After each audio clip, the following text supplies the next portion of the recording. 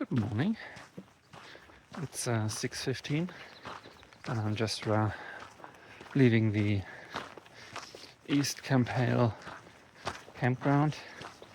Today is June the 18th, and if all goes well, I'll be in Frisco by tonight.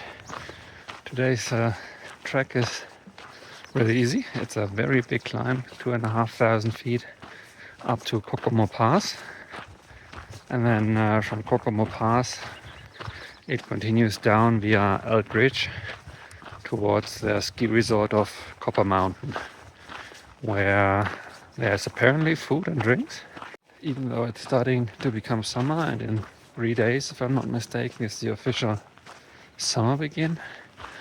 Nighttime temperatures are still in the upper 30s, lower 40s. So this morning it was precisely 40 degrees at 5:45. So it's fine, but it's crisp in the mornings until the sun comes up. The sun is just coming up to the right over the horizon, and this is the valley I climb up to. The little peak in the distance that you see there, up there, that's where the pass is. Yesterday, when I was talking about how windy it was in the afternoon, once I got reception, I got a whole flood of messages on WhatsApp in the CDT group that people bailed down from the Argentine Spire, they bailed down from the ascent to Grace Peak, they bailed down from James Pass, from Berthoud Pass. One said it was so windy she had to get down on all fours and crawl for about 100 feet to make it into the wind shadow. So I guess I'm lucky I wasn't up high yesterday. So it's 8:30 now. I've climbed my way to 11,500 feet. So I got about 800 to go up to the pass or to the ridge. And left the aspens behind. Now I'm up in the pines again. What's interesting is, yesterday I said you actually meet a few day hikers out here, but you also meet a lot is hikers on the Colorado Trail going Sobo. Colorado Trail is kind of like a smaller version of the Continental Divide. Well, that's not really right. It's a long distance trail. It goes from Denver to Durango in Colorado, and for a large section it links up with the CDT, so it's identical. But this is only for another 3 or 4 days for me, where I'm seeing Colorado Trail hikers, because that's when the CDT heads north to Grand Lakes and the CT actually heads east towards Denver. So even just on this pass climb, I already met 4 Colorado Trail hikers. So the season has apparently really begun, because up to a few days ago you wouldn't see any of them. Just about to leave the tree line and then traverse a little to the right around this mountain up to the pass. Final stretch up to the pass following this valley.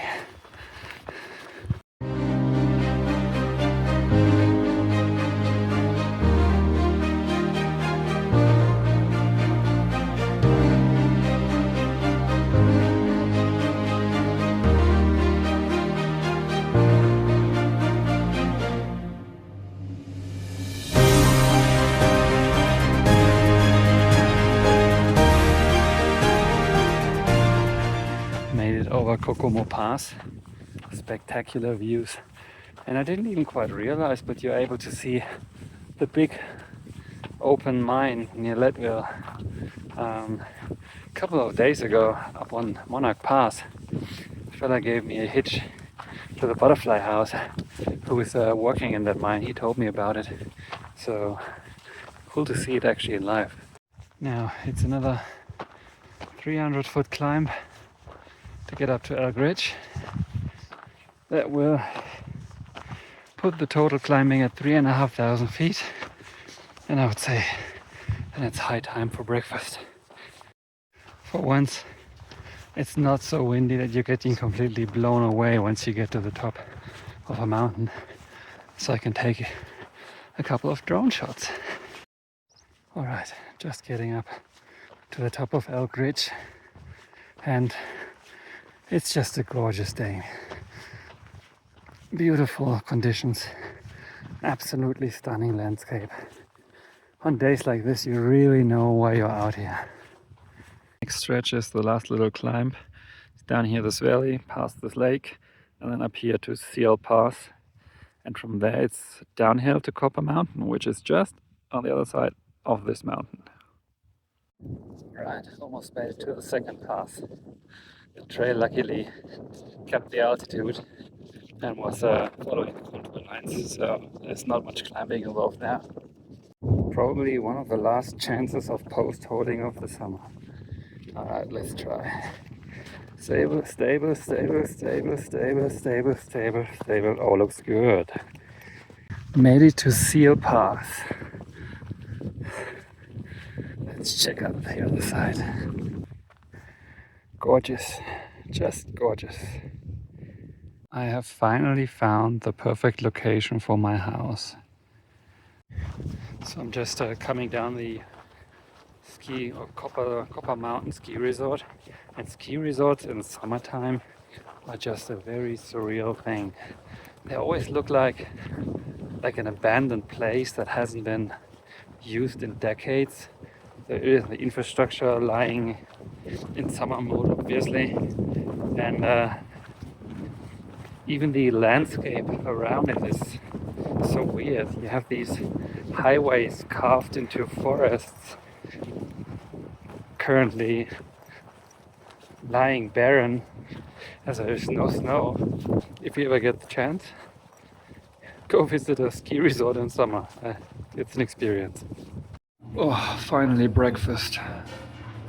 So with regards to my water supply, I specifically got these through bottles, so I don't have to buy I don't know how many bottles along the way and throw them away.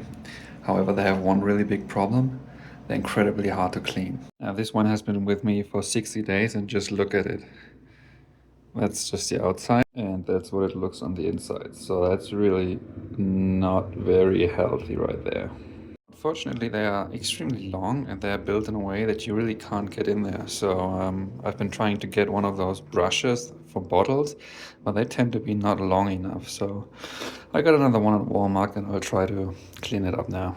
Just as a point of reference, like the standard Walmart bottle cleaner thing is so thick you can't even get it in there. All right, resupply for the next section is done.